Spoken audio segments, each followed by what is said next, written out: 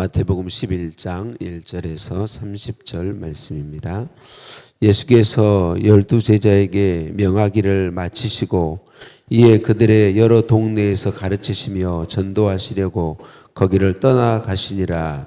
요한이 옥에서 그리스도께서 하신 일을 듣고 제자들을 보내어 예수께 여짜오되 오실 그이가 당신이 오니까 우리가 다른 일을 기다리오리이까. 예수께서 대답하여 이르시되 너희가 가서 듣고 보는 것을 요한에게 알리되 맹인이 보며 못 걷는 사람이 걸으며 나병 환자가 깨끗함을 받으며 못 듣는 자가 들으며 죽은 자가 살아나며 가난한 자에게 복음이 전파된다 하라.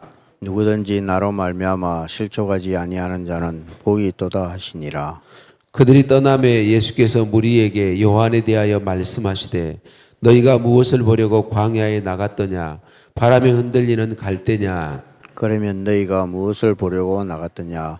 부드러운 옷 입은 사람이냐? 부드러운 옷을 입은 사람들은 왕궁에 있느니라. 그러면 너희가 어찌하여 나갔더냐? 선지자를 보기 위함이었더냐? 옳다. 내가 너희에게 이르노니 선지자보다 더 나은 자니라.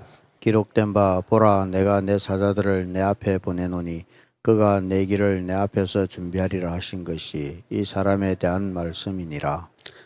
내가 진실로 너희에게 말하노니 여자가 낳은 자 중에 세례 요한보다 큰 이가 일어남이 없도다. 그러나 천국에서는 극히 작은 자라도 그보다 크니라. 세례 요한의 때부터 지금까지 천국은 침노를 당하나니 침노하는 자는 빼앗느니라. 모든 선지자와 율법이 예언한 것은 요한까지니 만일 너희가 저기로 받을진대 오리라 한 엘리야가 곧 이 사람이니라. 귀 있는 자는 들을지어다. 이 세대를 무엇으로 비유할까? 비유하건대 아이들이 장터에 앉아 제 동물을 불러 이르되 우리가 너희를 향하여 피리를 불어도 너희가 춤추지 않고 우리가 슬피 울어도 너희가 가슴을 치지 아니하였다 함과 같도다. 요한이 와서 먹지도 않고 마시지도 아니하며 그들이 말하기를 귀신이 들렸다 하더니 인자가 와서 먹고 마심에 말하기를 보라 먹기를 탐하고 포도주를 즐기는 사람이요 세리와 죄인의 친구로다 하니 지혜는 그 행한 일로 인하여 옳다함을 얻느니라. 예수께서 권능을 가장 많이 행하신 고을들이 회개하지 아니하므로 그때 책망하시되 화 있을진저 고라시나 화 있을진저 벳세다야 너희에게 행한 모든 권능을 두로와 시돈에서 행하였더라면 그들이 벌써 베옷을 입고 재에 앉아 회개하였으리라. 내가 너희에게 이르노니 심판날에 두로와 시돈이 너희보다 견디기 쉬우리라. 가버나움아 내가 하늘에까지 높아지겠느냐 음부에까지 낮아지리라. 내게 행한 모든 권능을 소돔에서 행하였더라면 그 성이 오늘까지 있었으리라. 내가 너희에게 이르노니 심판날에 소돔 땅이 너희보다 견디기 쉬우리라 하시니라.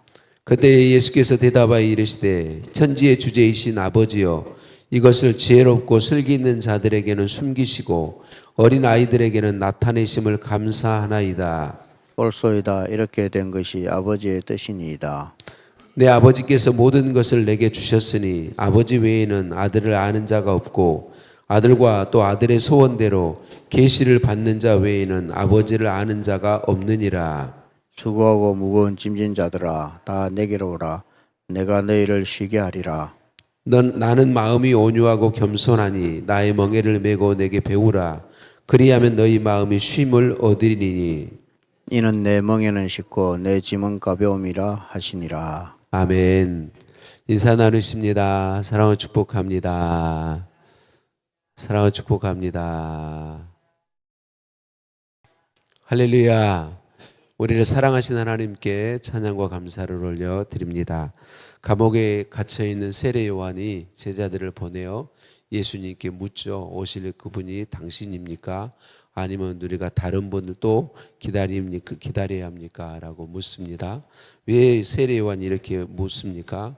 성경학자들은 세례 요한을 포함한 모든 유대인들은 자기들이 가지고 있는 메시아상을 가지고 있는데 이 세례 요한은 분명히 예수님이 세상 죄를 지고 가는 하나님의 어린 양이라고 우리 하나님께 증언을 받아서 그가 예수님을 소개했는데도 불구하고 그 생각이 자기가 생각하기에 알고 있는 메시아와 예수님이 보이고 있는 모습과 달랐기 때문에 그렇게 해서 묻고 있는 것이죠. 그래서 예수님은 그 세례 요한의 제자들에게 너희가 보고 듣는 것을 그대로 가서 전해라라고 말씀하시면서 이사야서 53장과 61장에 예언된 메시아가 어떤 일을 하는지를 그대로 보여주시죠. 말씀 그대로 말씀하죠. 그래서 그것을 세례 요한에게 보이라라고 말하고 있습니다.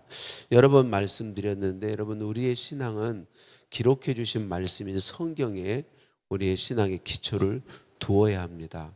많은 경우 우리들이 성경에 우리의 신앙의 기초를 두지 못하고 자꾸만 내 생각, 내 기준을 가질 때가 너무나 많습니다. 예수님 시대에 바리새인과 서기관들이 예수님의 책망을 많이 들을 수밖에 없었던 것은 성경에, 그러니까 그들에게 당시 성경은 모세 오경, 창세기, 출애굽기, 레위기, 민수기, 신명기와 선지자들의 글이 있었단 말이죠. 지금처럼 구약 39권이 있었던 건 아니고, 그런데 그 말씀에 근거한 게 아니라 장로들의 유전, 그러니까 말씀을 잘 지키기 위해서 만든 전통, 그 전통의 기준을 두고 있었기 때문에 예수님께 책망을 늘 들을 수밖에 없었던 것이죠. 우리는 우리의 신앙을 언제나 기록해 주신 말씀 위에 세울 수 있어야 되고, 그리고 계속해서 말씀으로 우리 신앙을 점검해야 합니다. 여러분, 세례 요한도 흔들릴 수 있다라는 것을 우리가 기억하고, 우리의 신앙도 언제든지 흔들릴 수 있고 잘못될 수 있다는 걸 언제나 인정하고 끊임없이 말씀을 가까이 하고 말씀 앞에 우리를 말씀 위에 세우는 것이 중요하다. 세례 요한의 제자들이 돌아간 후에 예수님이 세례 요한에 대해서 말씀하시죠.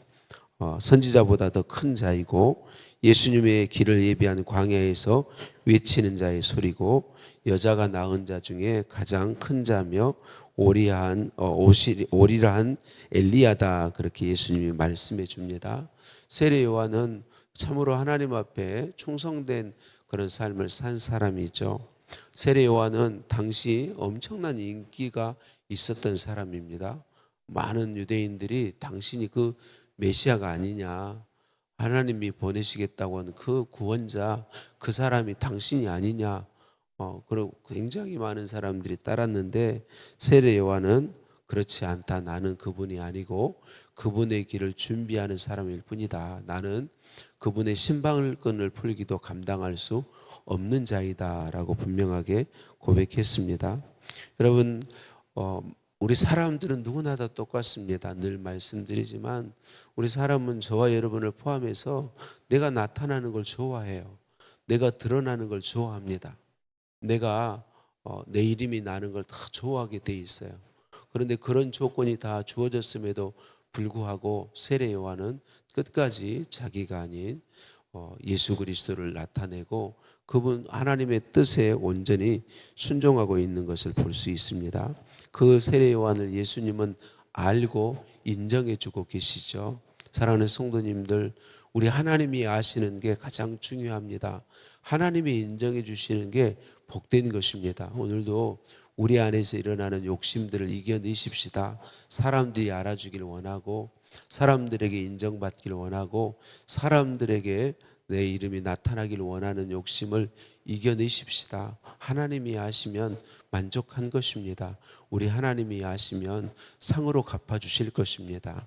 사람들이 알아주지 못하고 인정해주지 않더라도 주님 주신 은혜를 따라 주님께 감사하고 주님을 위해서 주의 뜻을 따라 충성한 그런 우리 모두가 될 수 있기를 예수님의 이름으로 축복합니다.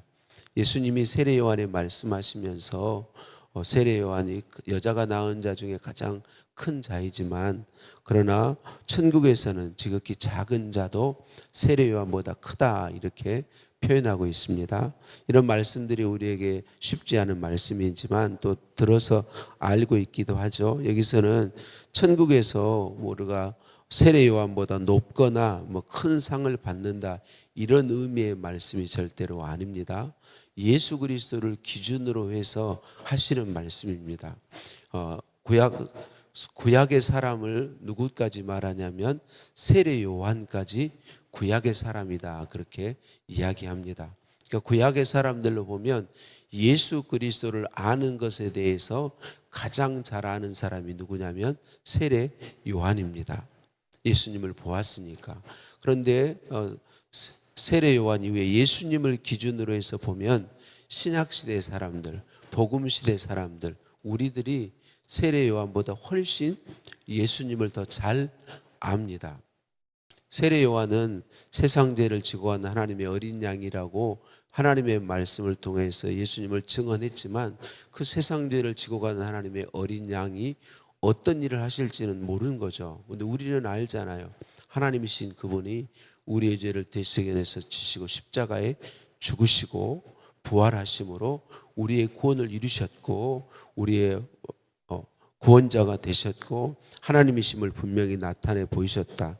그래서 예수님에 대해서 우리 모두가 다 예수님, 신약시대에 우리가 훨씬 더 예수님에 대해서 잘 알고 더 깊이 아는 복을 받게 되었다는 의미의 말씀이라는 거죠. 그래서 우리들이 받은 복이 얼마나 놀라운 복인지요. 예수님의 십자가의 도속과 부활의 복음을 통해 예수님을 진짜로 알게 되었고, 예수님을 믿을 수 있게 되었고, 예수님의 생명을 예수님이 주신 생명을 풍성하게 누릴 수 있게 되었다라고 하는 거죠. 그래서 이런 부분에서 지극히 작은 자라도 세례 요한보다 크다, 그렇게 말씀하고 있는 것이죠. 세례 요한에 대해 말씀하신 예수님은 당시 유대인들의 신앙에 대해서 책망하죠.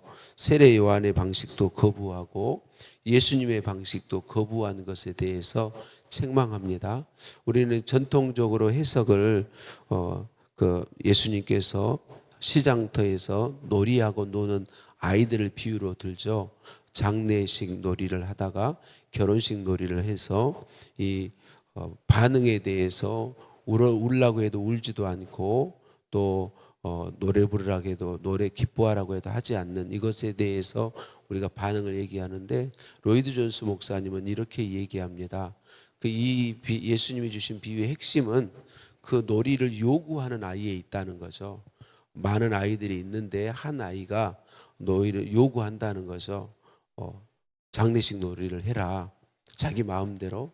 그래서 하지 않는다고 뭐라고, 결혼식 놀이를 해라, 결혼식 놀이를 하지 않는다고 뭐라고 한다는 거죠. 그러니까 이 핵심은 그겁니다. 유대인들이 자기들의 자아를 따라서, 자기들의 생각을 따라서 세례 요한을 방식도 거부하고 예수님의 방식도 거부하고 있다. 세례 요한도 결국은 예수 그리스도를 전하고 하나님 나라 복음을 전하였고, 예수 그리스도도 하나님 나라의 복음을 전하고 하나님 나라를 나타냈는데 그들이 다 받아들이지 않았다라고 이야기하는 거죠. 그러니까 유대인들이 그런 모습을 가지고 있다는 거죠.